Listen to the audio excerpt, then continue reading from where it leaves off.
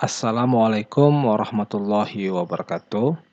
Selamat datang adik-adik mahasiswa yang mengambil mata kuliah data mining dengan saya. Baik, pada video kali ini merupakan materi pertemuan ke-9, yaitu dengan topik klasifikasi. Klasifikasi merupakan salah satu tugas dari data mining, yang mana bentuk dari analisis data yang mengekstrak model-model yang nantinya model ini akan mampu mengklasifikasikan atau memprediksi suatu kelas ya, yang sudah ada. Nah, ada dua istilah yang digunakan dalam klasifikasi. Istilah ini sering digunakan secara sinonim ya, namun ada sedikit perbedaan, yaitu classification dan prediction. Nah, classification atau klasifikasi itu memprediksi kelas suatu item, artinya sudah ada kelasnya ya, tinggal nanti kita akan mengklasifikasikan ke dalam kelas-kelas yang ada tersebut. Dan datanya itu berbentuk diskrit ya atau kategorikal. Misalnya ada kelas rajin dan kelas malas, kemudian ada kelas kaya dan ada kelas miskin, kemudian ada kelas yes dan kelas no ya. Jadi kelasnya berupa kategorikal. Sementara itu, prediction atau prediksi itu memprediksi nilai yang belum diketahui. Jadi kelasnya itu belum ada dan datanya itu bersifat kontinu berupa numerik seperti data mata uang ya, data suhu udara. Nah, sehingga datanya ini memperhatikan urutan, berbeda dengan klasifikasi. Klasifikasi misalnya datanya itu ada 10, nah ke 10-nya itu bisa kita random ya urutannya. Kalau diprediksi itu tidak bisa karena dia akan sangat berarti ya, urutannya itu sangat berarti. Kita akan memperhatikan pola-pola urutan dari data kontinu.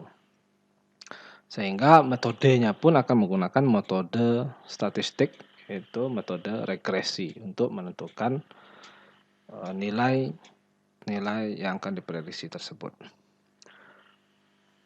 Nah, beberapa aplikasi dari klasifikasi ini atau prediksi yaitu yang pertama itu ada persetujuan kredit. Nah, bagaimana nanti model yang akan kita bentuk akan mampu mengklasifikasikan apakah nasabah layak untuk diberikan kredit atau berbahaya ya. Kemudian diagnosis penyakit, bagaimana model kita akan mampu mengklasifikasikan penyakit ke dalam kategori yang ada. Misalnya diberikan data pasien sedemikian rupa sehingga nanti dari data pasien tersebut akan diklasifikasikan kepada kelas A misalnya, B atau C. Kemudian target marketing ya, bagaimana model kita nanti akan mampu mengklasifikasikan customer mana yang tepat atau cocok dengan produk yang akan dikeluarkan. Kemudian yang terakhir itu ada fraud detection, yaitu bagaimana model kita mampu mendeteksi yang mana yang transaksi penipuan dan yang bukan penipuan, seperti itu. Berikutnya yaitu contoh kasus dari klasifikasi. Misalnya diberikan input berupa data mahasiswa ya. Bagaimana nanti outputnya dapat diprediksi atau diklasifikasikan oleh model yang akan kita bangun ke dalam kedua kelas, yaitu lulus tepat waktu dan lulus terlambat ya. Bagaimana sistem secara otomatis menentukan mahasiswa tersebut akan lulus tepat waktu atau terlambat. Ada beberapa tahap dalam melakukan klasifikasi ya. Yang pertama yaitu proses atau tahap pembuatan model. Nah, dalam pembuatan model kita memerlukan data pelatihan. Yang mana misalkan kita ingin menentukan prediksi mahasiswa lulus tepat waktu pada tahun depan, maka yang kita lakukan adalah untuk menyiapkan data mahasiswa yang sudah lulus pada tahun ini.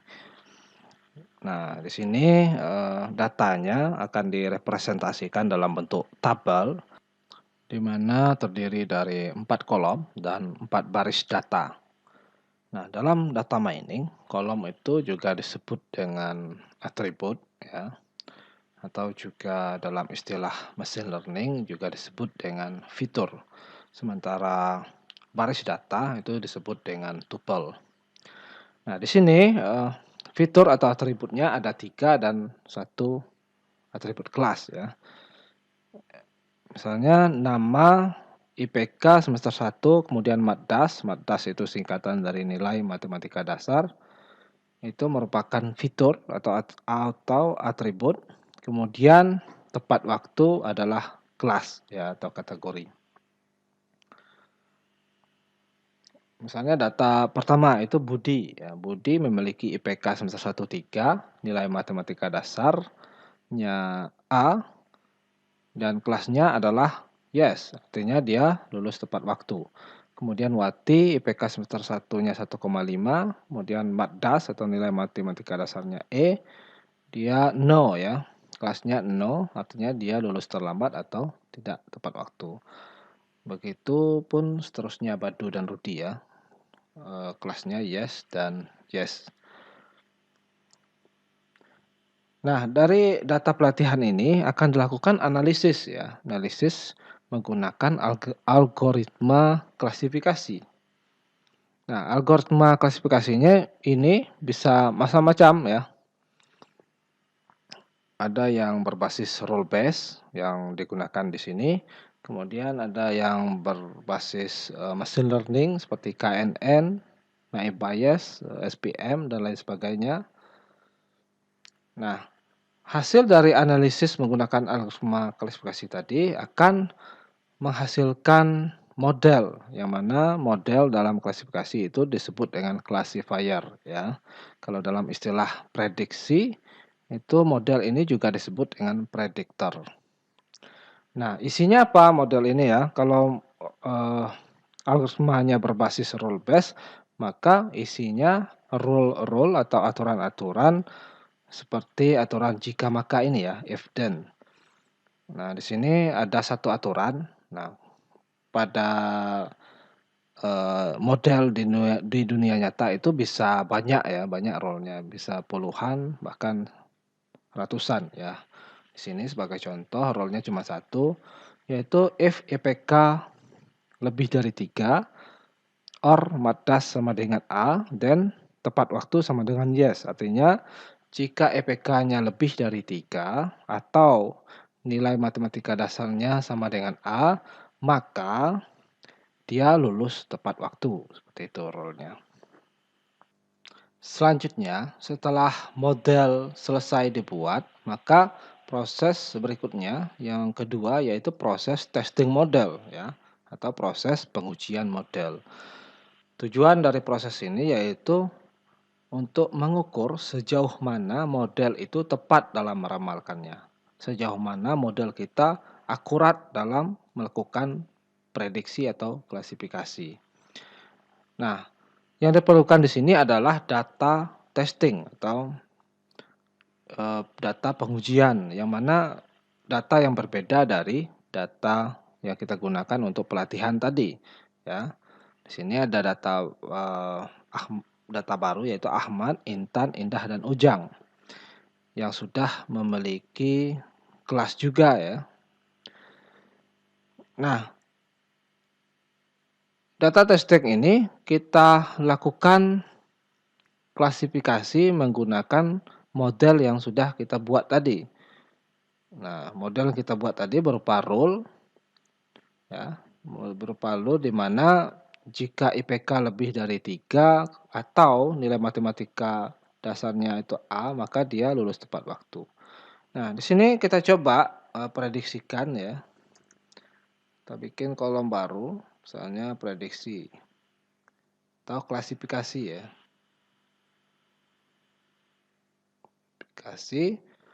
Nah, Ahmad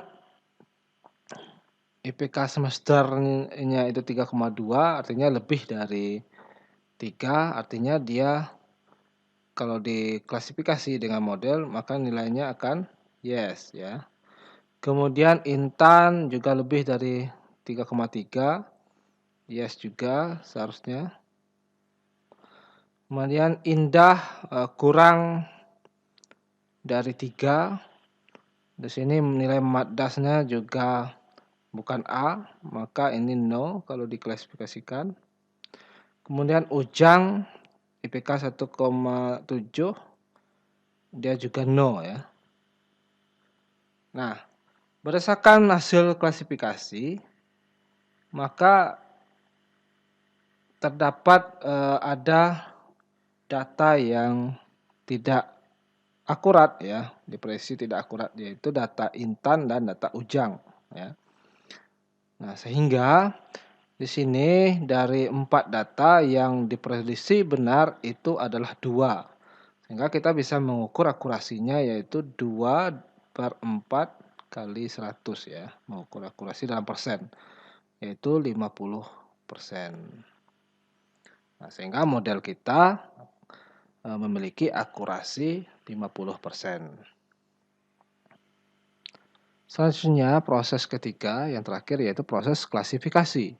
Jadi setelah pembuatan model dan pengujian akurasi dari model, maka kita sudah bisa melakukan klasifikasi dengan data baru. Misalnya di sini data baru itu Tatang, IP semesternya 3,0, kemudian maddasnya, nilai matematika dasarnya itu A. Tentu saja ini belum memiliki label ya. Nah, ketika diklasifikasikan dengan model yang ada, tentu saja dengan rule, jika IPS-nya lebih dari 3 atau nilai maddasnya A, maka dia akan lulus tepat waktu ya. Di sini Tatang itu apakah nilainya lebih dari 3? False ya, artinya dia salah karena tidak lebih dari 3. Apakah nilai maddasnya itu A? Nah, di sini rule-nya benar ya. Jadi nilai maddasnya A, maka dia lulus tepat waktu sama dengan yes ya. Seperti itu.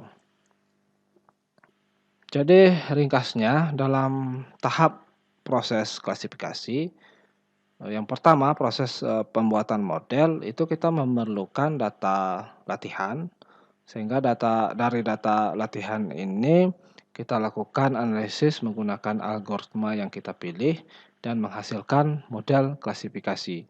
Kemudian dilanjutkan dengan tahap kedua yaitu proses testing model. Nah, proses testing model ini membutuhkan data testing atau data uji sehingga kita menguji model yang sudah kita buat tadi dan akan menghasilkan akurasi dari model kita dengan tujuan untuk mengukur apakah model kita sudah benar atau sudah akurat ya, dengan nanti melihat akurasi yang ada apakah sudah memenuhi target dari akurasi kita. Kemudian yang terakhir yaitu proses klasifikasi ya.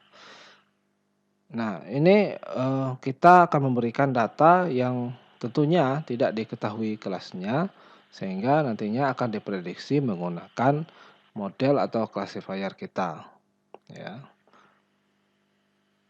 Nah, dari outputnya yaitu berupa kelas data atau kategori data.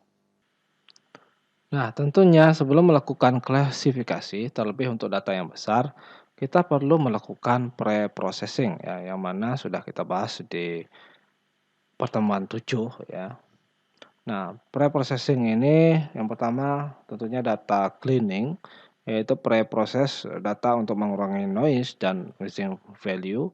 Kemudian relevance analysis atau feature selection, itu kita memilih atribut yang penting. Tentunya di masalah dunia nyata atribut itu tidak sederhana, bahkan bisa sampai puluhan atau ratusan ya. Nah, tidak semua atribut itu cocok untuk dilakukan sebagai atribut ya atau fitur. Nah, sehingga kita juga bisa membuang atribut yang tidak terkait atau ada atribut yang duplikasi. Yang terakhir yaitu data transformation. Nah, bagaimana nantinya kita men-generalize atau menormalisasi data ya.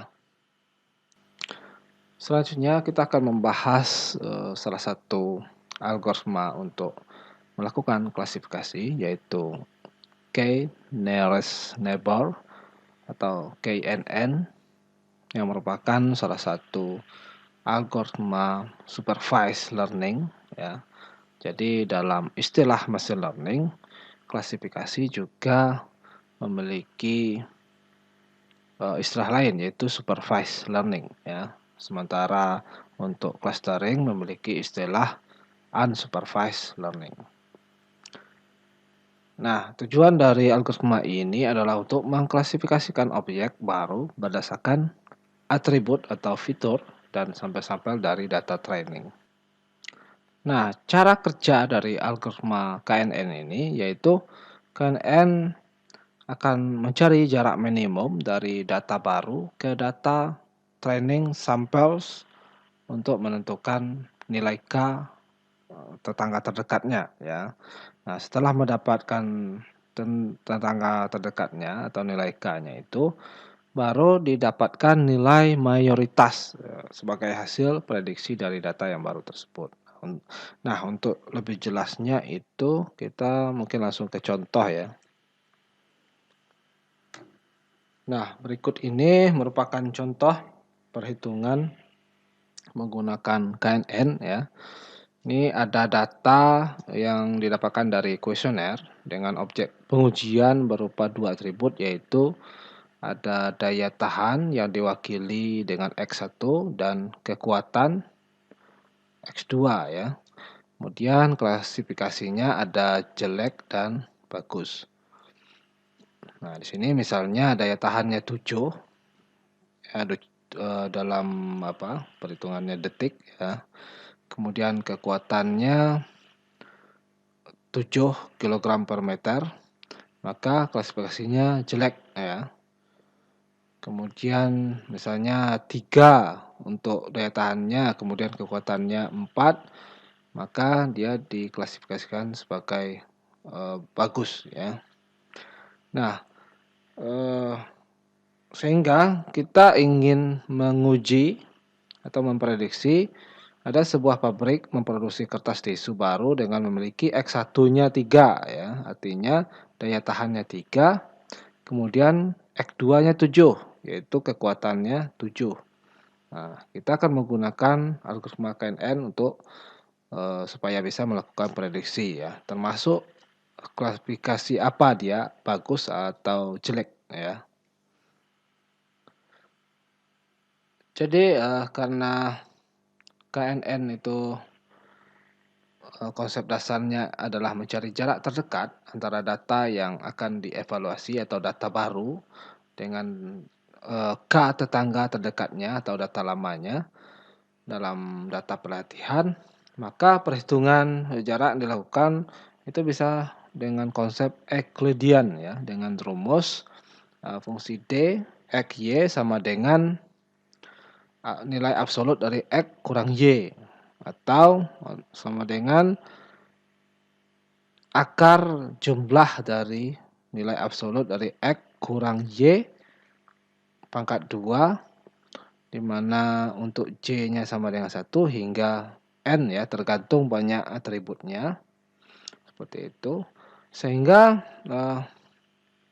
nantinya hasil jumlah kelas yang paling banyak dengan jarak terdekat tersebut akan menjadi kelas di mana data evaluasi tersebut berada ya. Yang paling banyak akan menjadi kelas dari data baru tadi. Seperti itu. Nah, untuk lebih jelasnya kita coba menghitung ya. Yang pertama kita tentukan dulu banyaknya K ya, banyaknya jumlah tetangga terdekat. Nah, misalnya di sini kita bikin K-nya adalah 3. Ini boleh lebih ya, tapi sebaiknya minimal 3. Kemudian hitung jarak antara data baru dan semua data yang ada di data training.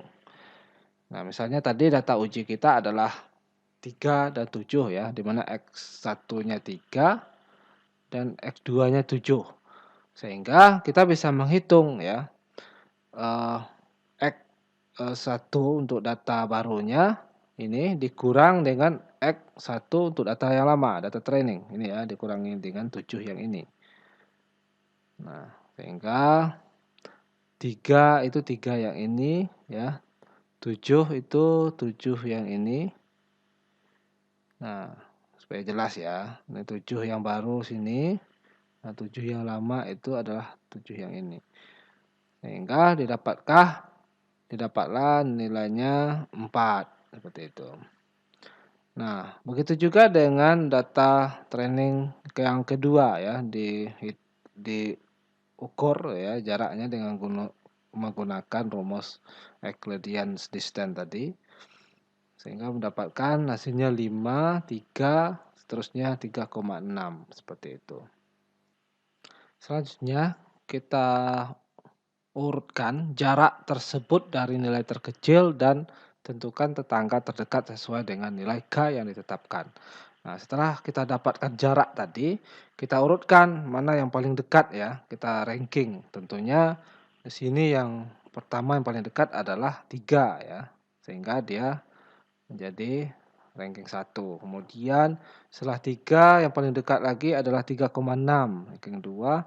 Kemudian 4 ya, yang ketiga, yang terakhir adalah 5 ini, ranking 4. Nah, karena karena K itu sama dengan 3, maka kita pilih 3 yang terdekat, artinya yang ranking 1, 2, hingga 3 ya, 4 tidak masuk. Maka yang masuk adalah ini ya, ya, kemudian iya dan ya. Nah, misalnya kalau seandainya K-nya 5, berarti yang 4 ini juga masuk ya, juga iya, yang 4 ini. Seperti itu. Selanjutnya kita tentukan kategori dari tetangga terdekat ya. Kita tentukan klasifikasi dari tetangga terdekat. Nah, sesuai dengan target dan nilai K yang ditetapkan. Seperti itu. Di sini kategorinya yang sesuai yang data training kita tadi, bahwa yang pertama itu jelek, kemudian yang kedua jelek, yang ketiga bagus, yang 4 bagus ya. Seperti itu. Nah, kemudian kita lihat gunakan nilai mayoritas yang muncul pada kategori sesuai dengan nilai K yang ditetapkan pada data uji 3, X1-nya 3 dan X2-nya 7 dan K sama dengan 3. Maka kategori yang muncul adalah bagus, bagus, dan jelek. Nah, ini ya. Nomor satunya. Nah, nomor 1 bagus ya.